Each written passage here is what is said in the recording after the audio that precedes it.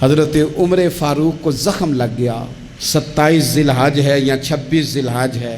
حضرت عمر فاروق زخم گہرا ہے، اپنے شہزادے سے کہنے لگے پتر سیدہ عائشہ صدیقہ کی بارگاہ میں جاؤ، اماں جی سے کہنا میں نے زندگی ساری حضور کے نام کے ساتھ گزار دی ہے، وہ جگہ جہاں آج گنبد خضرا ہے وہاں ایک حضور کا مزار ہے، ایک حضرت صدیق اکبر کا، تیسری جگہ سیدہ عائشہ نے اپنے لیے رکھی ہوئی تھی کیونکہ وہ ان کا حجرہ تھا نا، حضور نے انہیں دیا تھا، ان کی خواہش تھی ایک طرف میرے سرتاج ہیں ایک طرف میرے والد ہیں، میں یہاں رہوں گی، قیام کروں گی۔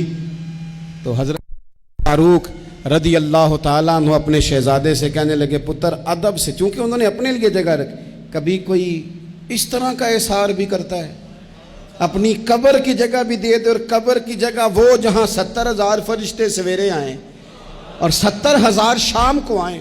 حضرت عبداللہ ابن عمر گئے، کہتے ہیں یہ جگہ بھی کبھی کو کسی کو دے گا؟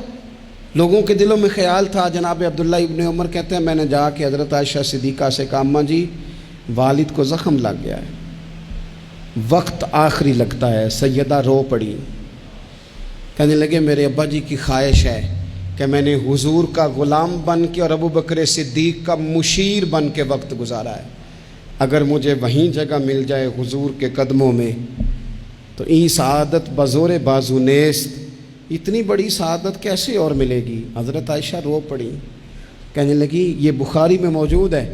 حضرت عائشہ کہنے لگی عمر سے جا کے کہنا میں نے جگہ اپنے لیے رکھی ہوئی تھی پر جا میں نے تیرے لیے احسار کیا، مجھے جنت البقیع میں دفن کر دیا جائے، میں نے جگہ عمر کو دی۔ ہمارے بزرگوں نے تو اتنی بڑی قربانیاں دے کے ہمیں سبق دیا ہے، کچھ نہ کچھ احسار کا، قربانی کا جذبہ ہمیں اپنے دلوں میں پیدا کرنا چاہیے، گنجائش بنانی چاہیے۔